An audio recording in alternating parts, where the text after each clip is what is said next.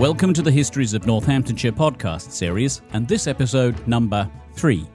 Recorded on location, each episode tells the story of one of the many and varied objects which are the focus of the exhibition A History of Northamptonshire in 100 Objects. The exhibition runs at the Northampton Museum and Art Gallery between the 20th of September 2025 and February 2026. Selected by local individuals, heritage groups and the museum's own curators, each object tells a different story from the county's past. And so, to our guest for this episode. Yes, I'm Bob Purser, and I'm from the Northamptonshire Natural History Society, and I'm part of the geology group there. Bob, it's sitting on your lap right now. Tell me what the object is that you've asked to put into the exhibition. Well, this is a lump of limestone. It's about 15 centimetres cubed, and within it is what looks like a pine cone. This comes from Kingsthorpe. It would come from what used to be called the Oolitic limestone. We now call it the Blisworth limestone. So we're about 180 million years ago when Northampton was under the sea. Plate tectonics would have taken us back to near the equator. We'd have been in the sort of climate that you get around the Bahamas. So you've got warm seas, lime-rich seas with limestones being deposited at about the rate of maybe 2 or 3 millimetres per 100 years. So very slow deposition of materials into this warm sea. So where we are now in 2025, this particular item has travelled a long way over millions of years. The weather has changed, the sea has receded. People in Kingsthorpe, where their homes started, was a very, very long way away compared to where they are now. Absolutely. And of course, Northampton's very rich in building stones. And in Kingsthorpe, you've got a whole variety of interesting building stones from what is called the Northamptonshire Sandstone Ironstone through to an interesting stone in Kingsthorpe, which was called the Kingsthorpe White Sandstone. It was used for the barracks. It was used for Northampton Hospital. So lots of interesting different stones. And this is the Blisworth limestone, again used as a building stone. Bob, stone plays its part in other exhibits in this particular exhibition, telling the histories of Northamptonshire. What has a pine cone got to do with limestone? Well, that's a bit of a puzzle because a limestone is a marine deposit. It was laid down in the sea. Around the pine cone, I can see lots of broken bivalves, creatures that lived in the sea, and they would have died. They're broken shells. So that suggests two things. One is that it was quite an agitated environment. The shells got broken and transported probably from where they were living to a kind of graveyard within this sort of a lime cement. Bob, the object that's in the exhibition isn't the lump of limestone. The object that's in the exhibition is a screw pine. What is a screw pine? Well, a screw pine is actually a form of pineapple. It's an earlier form of pineapple with quite long leaves that came out in whorls around the fruit.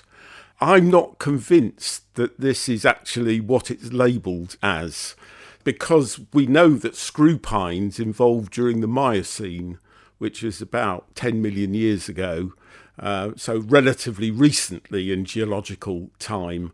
This is in a lump of rock which is 180 million years old. So I wonder whether this has got misnamed. So this fruit, are we agreed that it is definitely a fruit that is embedded in the limestone, which people will be seeing in the exhibition? It's the fruiting part of a plant, so it's a cone. So it's to do with the reproductive bit of whatever this is. I'd want somebody much more expert than I to actually identify it, I think. It is a fascinating object nonetheless, because as you've been describing, that piece of limestone, which is now part of Kingsthorpe, slap bang in the centre of England, as we are, in Northamptonshire. This is to do with plate tectonics, as you were mentioning. Yes. At the end of the Jurassic period, where this would have been down by the equator, there was the great continent of Pangaea, and Pangaea began to split up, and the Atlantic Ocean was created. So since Jurassic times, at about a rate of a centimetre a decade, or perhaps a centimetre 100 years, the Atlantic Ocean has opened up. America has gone to the west, and Europe has gone to the east, and we now have this great ocean which is still separating. So the island of Iceland is on the mid-Atlantic ridge, and volcanic material is still coming out of fissures in Iceland as the Atlantic continues to separate. And at the same time, quite complicated things have happened. So we've swung north and are now where we are. And this would have been pushed up because at the same time the Alps were being built, and so that the whole of the Jurassic rocks of Britain were tipped about 5 degrees, so that we're part of a great fold belt that goes down and forms the North Downs and so on. Right, now my mind is doing backflips because what we're talking about is an object which is pointing us towards actually the forming of the world that we now know. Absolutely, yes. And what's fascinating here is that you've got a pine cone that would have lived on the land, but is within a piece of limestone. So how has this got into the sea?